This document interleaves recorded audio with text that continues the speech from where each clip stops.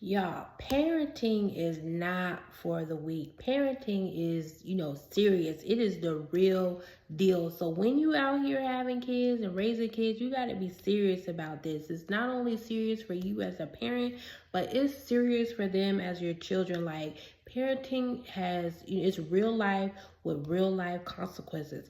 And so one of the things I want to talk about was, like when your kids are talking about, what they want to be when they grow up, you have to be real with them. So if your kid is around here talking about they want to be, a butterfly when they grow up, you can't co-sign on that fantasy. Like that they cannot ever be a butterfly when they grow up. But what you can do is you can begin to ask them questions about the butterfly, like what is it that you like about the butterfly, or what is it that you find, interesting about the butterfly.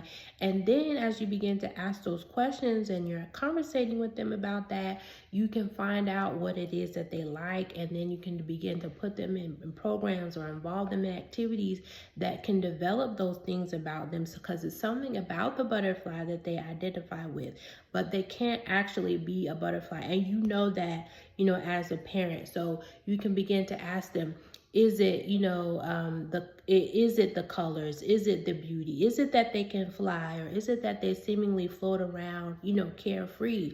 And then you can begin to help them find their purpose and passion that way. So kids are kids are different, and they have different personalities, they have different strengths, different weaknesses, and it's up to us as parents to begin to notice those things about them.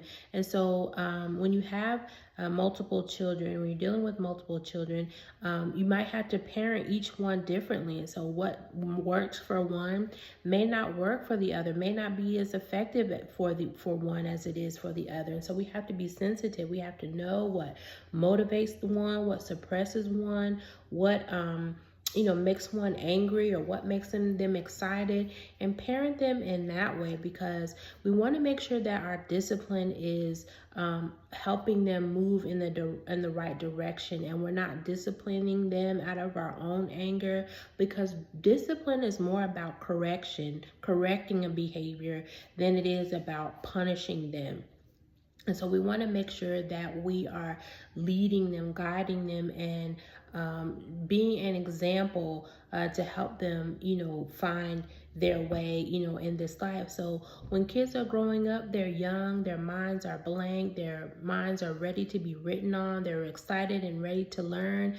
And so whatever we teach them is what they'll accept initially. And so we want to make sure that we're talking to them. And so when we are correcting their behaviors, we want to make sure that we're having conversations that can, help them to understand why what they did was wrong, or help them to understand why this particular disciplinary action is taking place. And then that way it can begin to help them develop critical thinking skills, and they can begin to correct their own behaviors, which is what we want them, to do anyway. As parents, we want to make sure that we're talking, but even more so, we want to make sure that we are listening.